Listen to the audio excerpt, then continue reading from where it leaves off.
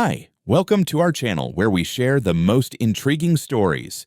He built a pool to honor his late wife, private, sacred, untouchable. But when a power-hungry HOA president trespasses and unleashes a wave of surveillance, lies, and control, one man's quiet life turns into a war for privacy, justice, and revenge.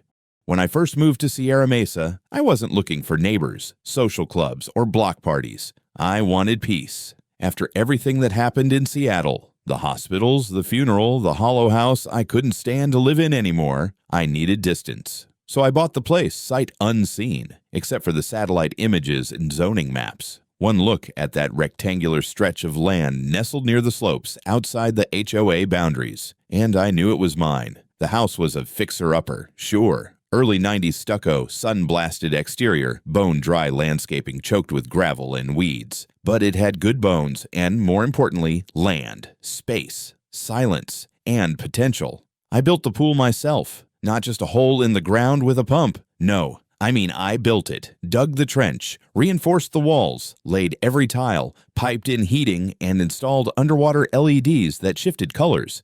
It was a promise I'd made to my wife before the cancer came. One day, we'll have our own place with a heated pool. You won't even have to go to the spa. I finished it a year after she was gone. I didn't cry when I filled it. Not then.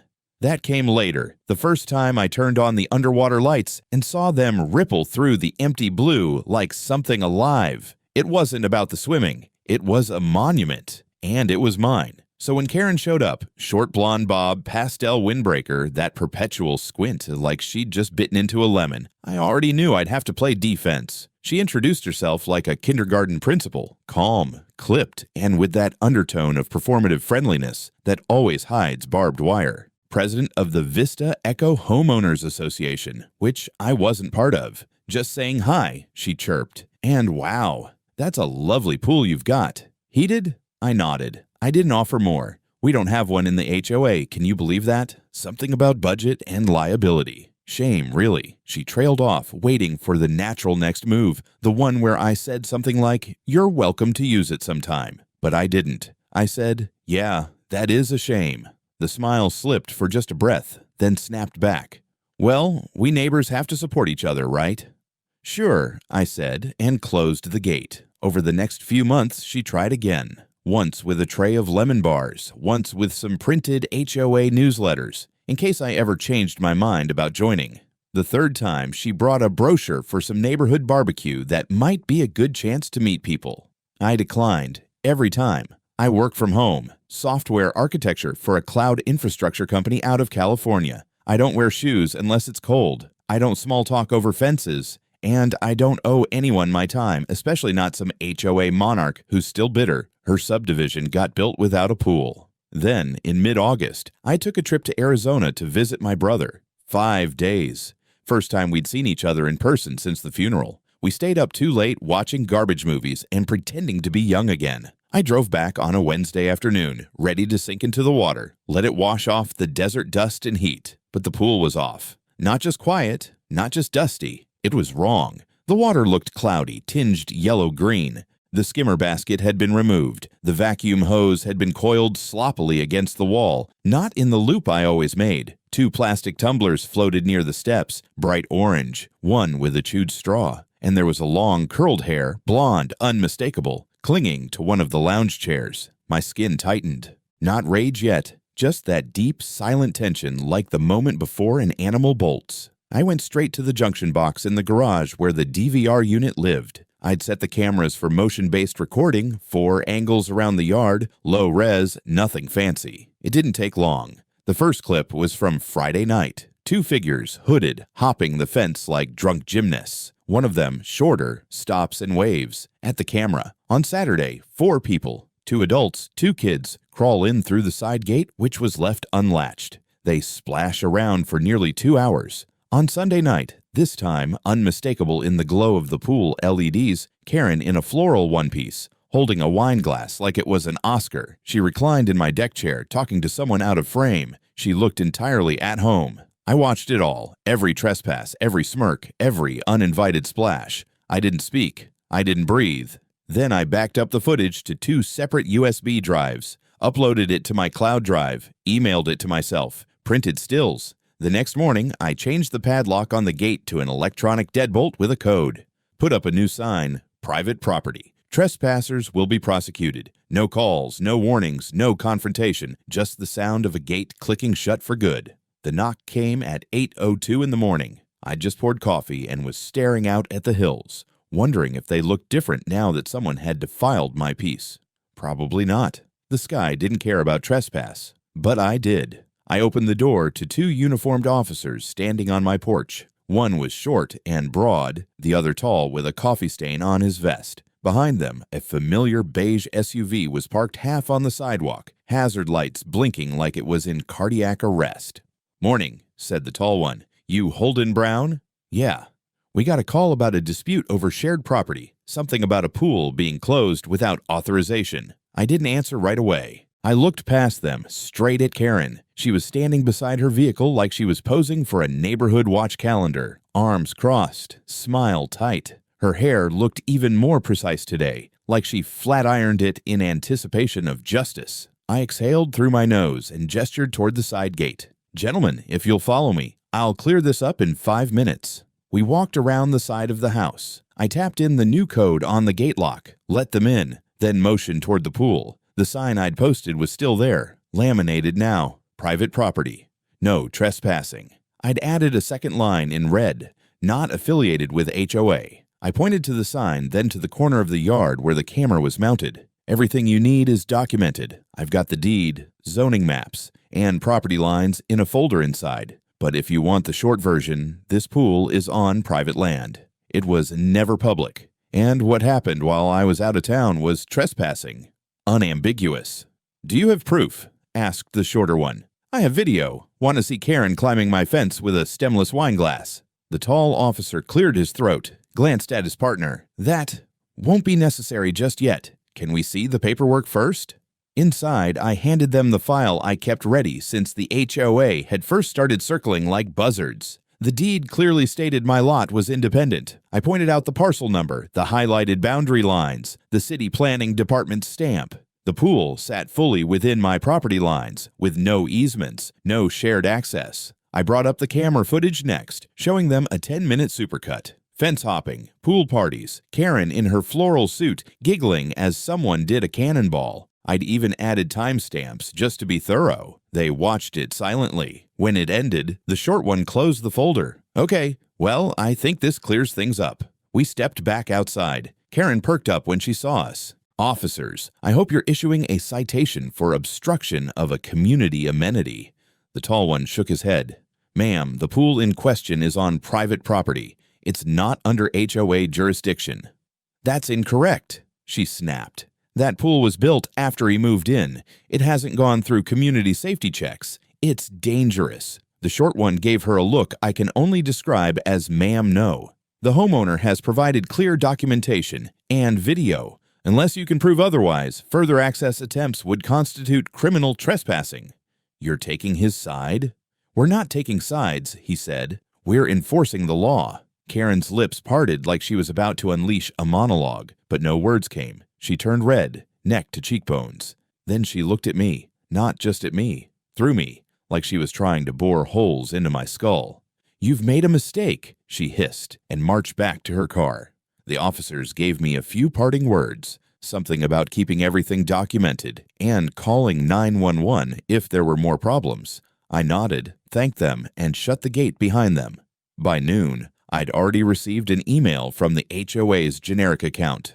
Reminder, pool certification process required for shared structures. Attached was a PDF labeled Community Pool Guidelines. I didn't bother opening it. Instead, I printed it, shredded it, and dropped the confetti into a fire pit out back. Then I turned on the pool's LED system again, just for me. The water glowed a calming blue, like nothing had ever touched it. But it had. And something told me that wasn't the end. A week later, I got a letter. Not email, not a message slipped into the mailbox, an actual envelope, cream-colored, gold embossed with the Vista Echo HOA logo. It was hand-delivered, sealed, and taped to my front door like a damn ransom note. Inside, a formal notice of violation and order to dismantle uncertified structure. Apparently, my pool now represented a safety hazard to the community and was in violation of recreational infrastructure standards under Vista Eco Civic Design Regulation, which was a hell of a phrase, considering I wasn't under their regulation. The letter was signed by 2 HOA board members and included a deadline, 14 days to begin dismantling, 30 to complete. Failure to comply would result in escalated enforcement measures. I read it 3 times, then laughed out loud. Full, bitter, teeth-baring laughter. I scanned it, sent it to my attorney, and then sat on the porch sipping coffee like it was just another beautiful New Mexico morning, which it was. If you ignored the petty tyrants a few houses over who were now openly forging documents to try and bulldoze my property. By that afternoon, my attorney called. His name was Marshall McKee. Quiet, soft-spoken guy with the temperament of a librarian and the tenacity of a pit bull in court. "Holden," he said, "this is garbage. They used a template from a dissolved HOA in Flagstaff. I found the same format on a legal forum, and that signature from board member Atwood. That guy died in 2019. I'm pulling his death certificate now." I blinked. Wait, seriously? Yup. Also, the HOA bylaws they reference don't apply to your parcel. And the claim that a resident from parcel 214 filed a safety complaint. That's your address. They fabricated the complaint under your own name. So, we're in full psycho mode now. Marshall chuckled. Let's call it actionable misconduct. I'm drafting a cease and desist letter. We'll also report the forgery to the city's planning department, and maybe throw in a fraud complaint just for fun. That night, I sat on my patio with the pool lights on, watching steam rise gently off the water as the temperature dropped. I hadn't swum in weeks, not since the invasion, but now I was feeling something creep back in, something I hadn't felt in a while. Not grief, not rage, resolve. The next morning, I drove downtown to the municipal planning office. I handed over copies of the letter, a copy of my deed, and a printed comparison between the HOA's fake order and a known fraudulent HOA notice from a case Marshall had dug up in Arizona. The guy behind the counter, a man in his 50s with a permanent squint and a mug that read "Zoning is sexy," raised an eyebrow as he read. Jesus, these idiots used a form from the Echo Pines HOA collapse? That thing's practically a meme in enforcement circles. I was hoping you'd say that, I said. He made some calls. Within the hour, I had a city investigator assigned. 2 days later, they confirmed. Not only was the document falsified, but it contained an altered city emblem, technically a crime, a misdemeanor, but still. I forwarded everything to Marshall. He didn't just file a complaint with the city, he filed one with the State Department of Regulatory Affairs, citing pattern behavior from HOA enforcement officers and abuse of administrative power. And just like that, this quiet little neighborhood tiff jumped into a whole new league. Karen, of course, didn't back down. I caught her outside that same evening, clipboard in hand, pacing back and forth in front of her driveway, like she was preparing to give the State of the Union. Her eyes locked onto mine like a hawk sighting prey. She opened her mouth, but I beat her to it. "Karen," I said evenly, "forging city documents is a crime. Just thought you should know." She stared, blinked, scoffed. "I don't know what you think you're accusing me of, Mr. Brown, but I assure you the HOA has every right to enforce community safety standards." "No," I said.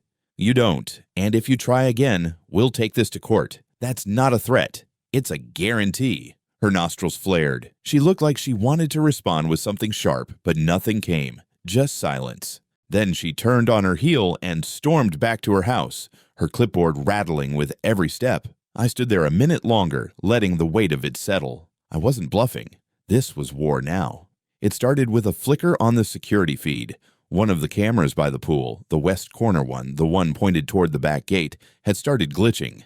Nothing dramatic. Just a half-second freeze every few minutes, like someone had clipped a frame out of the footage. It was subtle enough that I might have missed it if I weren't already watching everything like a hawk. At first, I chalked it up to interference, heat, dust, faulty wiring. New Mexico has a way of reminding you how little you control. But when it kept happening, even after a hard reset, I decided to call in a professional, someone I'd used before, a freelance installer named McGeal, who knew his way around home systems better than the corporate guys. He showed up the next morning in his beat-up Ford, toolbox in one hand, coffee in the other. "Let me guess," he said, setting down the ladder.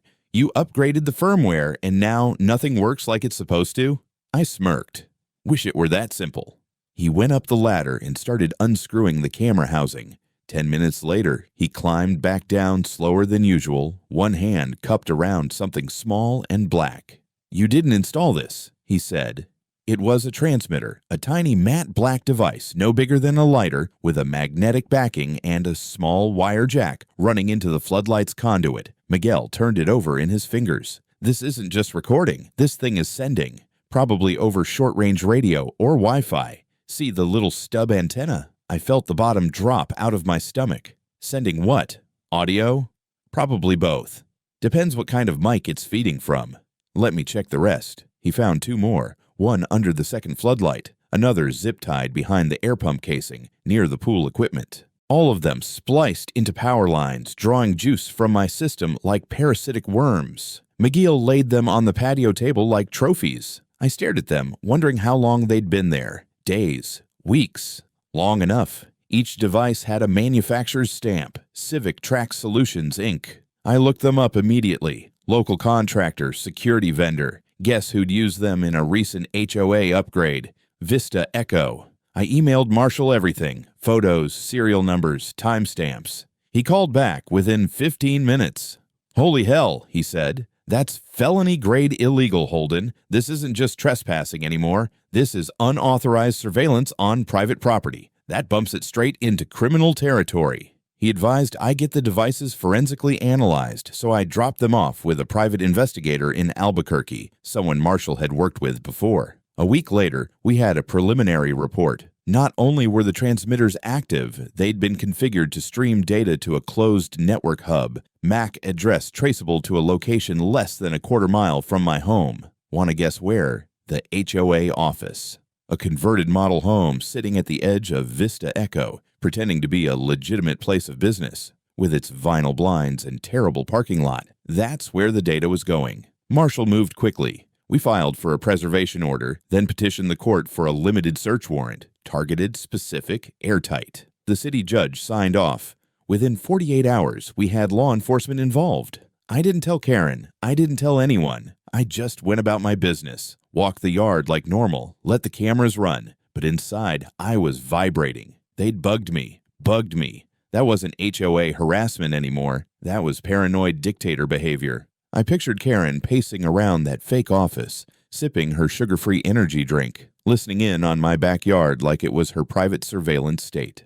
Did she think I'd talk about her by the pool? Did she hope to catch me saying something she could twist, weaponize? Whatever she wanted, she'd gone too far. I didn't need to raise my voice. I didn't need to yell, because now the law was watching her. And soon they'd be knocking on her door. It was a Thursday when the knock came. Not on my door this time, but on theirs. Two unmarked cruisers pulled up outside the HOA office just after 10 a.m. The place was empty to most eyes. Karen rarely kept posted hours. But I knew the pattern. She parked in the back alley behind the model home turned faux government center, slipped in through the garage, played mayor behind closed blinds. This time, though, she wasn't slipping anywhere. The officers knocked once, then opened the door with the warrant. I stood across the street, leaning against a power box, pretending to scroll through email while my pulse hammered. I wasn't part of the raid. I'd already given my statement, submitted the forensic report, backed away. But that didn't mean I wasn't watching. Two more officers joined them. A man in a gray suit, Detective Sims from Internal Affairs, stepped inside with a box of evidence bags. Marshall had told me they'd treat it quietly at first. No sirens, no headlines, just precision, clinical exposure. I didn't know what they'd find. Turns out, they found everything. Inside the office, behind a fake wall of faux cabinetry, they discovered a server tower, wired, live, and recording. 4 active input streams. 2 from my yard, 1 from another resident down the street, an older couple who told me they'd had a drone buzz their yard last month.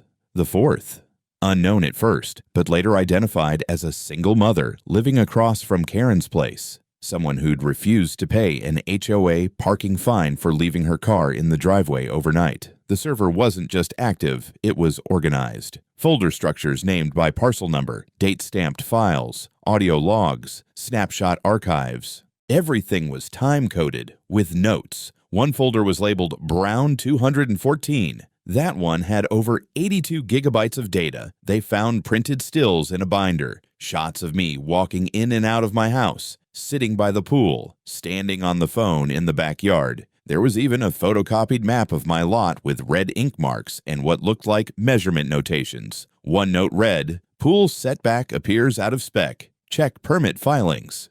There was no security system in that office, not a single camera. Karen didn't expect to get caught. Next to the server, in a locked drawer, police found a list of addresses marked Surveillance Priority. 9 names. 6 had complaints on file with the HOA. 3 were people who'd voted against Karen in the last board election. This wasn't neighborhood management. This was a goddamn intelligence operation. The officers boxed everything, cataloged every hard drive, every USB stick, every printout. The investigator pulled the server's power, carefully labeling the wires. A forensic tech began cloning the drives on site to preserve chain of custody. It was professional, cold, beautiful. I watched Karen arrive halfway through. She pulled up behind the alley and stepped out of her car with a smoothie in hand, sunglasses on, keys ready. She froze mid-step when she saw the cruiser. The clipboard in her other hand fell. Then she actually ran to the front door, just in time to see one of the detectives step outside, holding her laptop in a sealed bag. Her face. God, I wish I could have painted it. It wasn't just shock. It was disbelief, like the world had failed her by not letting her get away with it. I stayed quiet, just crossed the street slowly, nodded at Detective Sims, and walked past her like she was a ghost on the sidewalk. "Mr. Brown," she spat, "you think this makes you safe? You think you're some hero now?"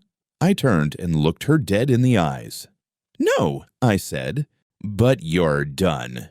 She tried to say something else, some last shred of control, but one of the officers stepped between us, asked her calmly to move along. She was not under arrest yet, but advised not to interfere with the execution of the warrant. Later that day, local police released a brief statement to the press. They didn't name names yet, but confirmed an ongoing investigation involving unauthorized surveillance conducted by private community entities. Marshall called me that evening. "They found enough to bury her," he said.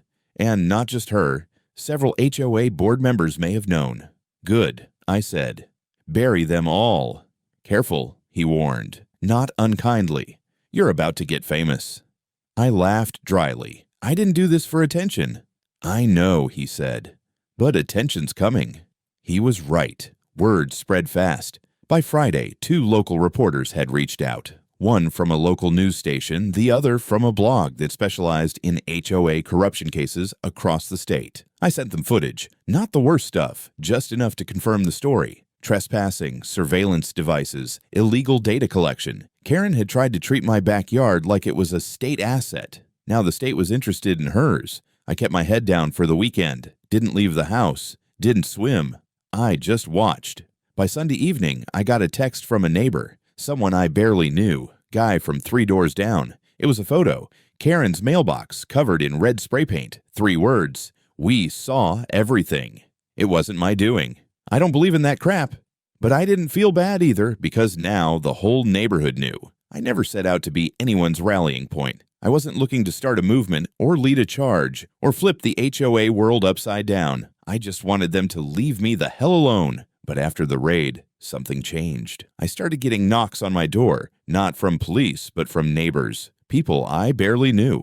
People who, until a week ago, gave me little more than a wave and a cautious smile when I passed them on the street. Now they had stories. A woman from 2 blocks over told me Karen fined her for unauthorized seasonal decor, Christmas lights that stayed up past January 3rd. Another man, retired Navy, said he got a warning for parking his own RV in his own driveway for less than 24 hours. One woman cried, said Karen had threatened to report her domestic instability after she refused to let an HOA board member use her backyard for a party. And then came the big one. A single mom named Raina showed up on my doorstep holding a file folder with trembling hands. Inside were copies of 3 violation notices, all dated within days of each other, citing unsightly window coverings, offensive music, and vehicle irregularities. Her sin? Letting her teenage son play music in the garage while he worked on an old Honda. That was it. But the real kicker was the last page. It was a note, unsigned, typed in bold. "We are watching. Non-compliance is a threat to community harmony. Adjust accordingly." I recognized the phrasing. Karen always used that kind of soft fascist language, like she was running a suburban cult. That night, I called Marshall. I told him I wanted to go bigger. He listened carefully, then said, "You're not the only one. I've had 3 other calls this week from your neighborhood. People with records. People who want in." We filed for a class action civil suit the next morning. The basis: invasion of privacy, illegal surveillance, abuse of HOA authority, and intentional infliction of emotional distress. Marshall drafted the filing like a declaration of war. We didn't just name Karen, we named the HOA as an entity, the treasurer and the former secretary who'd authorized the installation of community surveillance measures using discretionary funds. We compiled statements, photos, emails, HOA newsletters that used phrases like behavioral monitoring initiatives and resident compliance zones. It sounded like they were running Guantanamo with pastel shutters. I gave an interview that week, my first, local Channel 7. The anchor had that smooth, artificially empathetic tone, but the footage was solid. They aired shots of the search, footage of Karen being denied entry to her own office, and my own surveillance clips, blurred faces, but clear trespassing. The anchor closed the segment with, "When does neighborhood oversight become neighborhood overreach?" It spread. By the weekend, a national HOA watchdog blog picked it up. The headline was simple: "Surveillance in the Suburbs, How One Man Exposed a Private Spy Network." I didn't even recognize myself in the photo. I looked tired, but also awake. More awake than I'd been in years. Then came the cherry on top. The charges. Real criminal charges. Marshall called me with the news just after 9 on a Monday. They're filing 4 counts, 2 felonies, 2 misdemeanors, trespassing, illegal surveillance, document forgery, abuse of authority. "And she's still free?" I asked. "For now. She'll be summoned first. If she doesn't comply, then it escalates."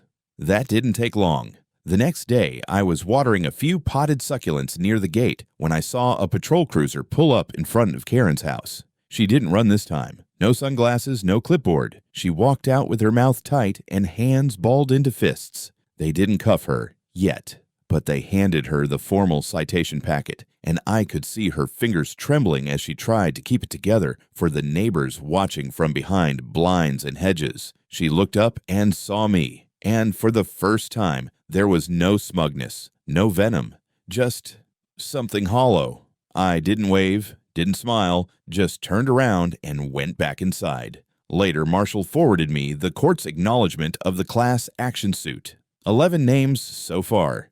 And more coming. Karen's empire wasn't just cracking. It was collapsing. The courthouse smelled like lemon cleaner and quiet dread. You could hear a pen drop in the waiting room outside the hearing chamber, and I swear half the neighborhood was in there, sitting stiffly on plastic benches, avoiding eye contact, pretending they weren't secretly vibrating with anticipation. Karen sat on the far side of the courtroom, between 2 of her attorneys, her mouth pulled into a tight, artificial smile. She wore beige, like she thought that would make her look soft, innocent, harmless. But the makeup was heavier than usual, and her hands wouldn't stop wringing the hem of her sleeve. When the bailiff called the room to order and the judge entered, she stood like she was on Broadway, chin up, lips tight, the president of a crumbling regime, making one last show for the cameras that weren't even there. The proceedings started with the city prosecutor outlining the charges: criminal trespass, illegal surveillance, falsification of public documents, and misuse of private infrastructure funds. Each point was delivered calmly, methodically, like a surgeon announcing where the first incision would go. Karen's lawyer tried to spin it. He said she had reasonable belief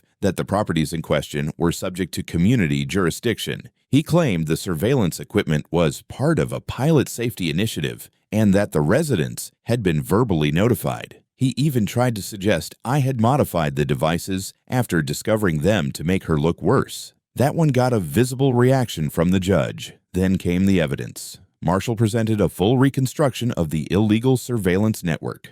The server layout, the forensic logs, the proof that the data streamed directly from transmitters on private homes to the HOA office, with timestamps that matched when Karen was logged into the terminal. He even introduced expert testimony from a city IT auditor who confirmed the network was never registered with the municipal system and that its configuration was designed specifically to avoid detection. But the moment that broke the room came from a neighbor. Raina, the single mother who'd shown me the threatening HOA letter, took the stand. She spoke slowly, clearly. She said she'd felt like a prisoner in her own home, that her son had stopped working on his car because he thought someone was watching him jerk around in the garage, that she installed blackout curtains in a house where she couldn't afford air conditioning. And then she cried. Not big sobs, just silent tears that refused to be dignified or theatrical. They just were. No one moved. Even Karen looked shaken for a second, or maybe just annoyed the optics weren't going her way. When it was my turn, I kept it simple. I explained the first day I saw the pool disturbed, how I found the transmitters, how I traced the signal and got proof, and how, despite all of it, I didn't escalate with threats, violence, or public retaliation. I didn't want revenge, I said. I wanted privacy. That's it. That was the one thing I asked for. The judge took a long pause after closing arguments. Then he spoke. He didn't raise his voice. He didn't lecture. He just read the verdict like it was weather. Guilty on all charges. Karen blinked. Her lawyer flinched. She reached for his arm like she was trying to steady herself, like maybe the room was swaying. The sentence came down. 12 years in state prison with no eligibility for parole for at least 6. Restitution to the affected residents. A lifetime ban on holding any board or fiduciary position in an HOA, municipal, or private entity. And then came the final blow. Per the recommendation of the Civil Oversight Committee, the Vista Echo HOA was to be dissolved, effective immediately, the assets frozen, the surveillance equipment seized. The board stripped of authority. As the judge's gavel hit the bench, Karen slumped in her seat. Her mask cracked. Finally. She didn't cry. She didn't rage. She just stared down at the floor like it had opened up under her and there was nothing left to cling to. Outside, reporters had gathered. Nothing huge, but enough to make her wince when the first camera flashed. I didn't say anything as they let her out. Didn't look at her, but I saw the moment she looked at me. And in her eyes, for the first time since this nightmare began, there was no superiority, no judgment, just fear. 3 months after the trial, the sign went up on my gate. Private property. Not for sale. Not for sharing. Not for you. Below it, in smaller lettering, I added the kicker. This is not your pool. This is not your life. And this is no longer your neighborhood. It wasn't about spite. Not really. It was a declaration. Quiet, final, and absolutely earned. Karen was gone. Booked into a women's correctional facility on the outskirts of Santa Fe. According to local news, she had filed 2 separate appeals. Both were denied. The judge's written response to the last one had gone semi-viral in legal circles. Control does not entitle one to conquest. Surveillance is not stewardship. The HOA's dissolution had triggered a short-term panic. Meetings, scrambling, residents unsure what came next. For a few weeks, the neighborhood sat in a kind of legal limbo. But something strange happened. Without Karen, without the board, without the mandatory fines and veiled threats, people started acting human again. There were block meetings, voluntary ones, no agendas, no printed rules, no threats of enforcement, just conversations. People started painting their houses in colors not on the approved palette. Someone put up a solar sculpture in their front yard. Another neighbor installed a backyard zip line for their grandkids.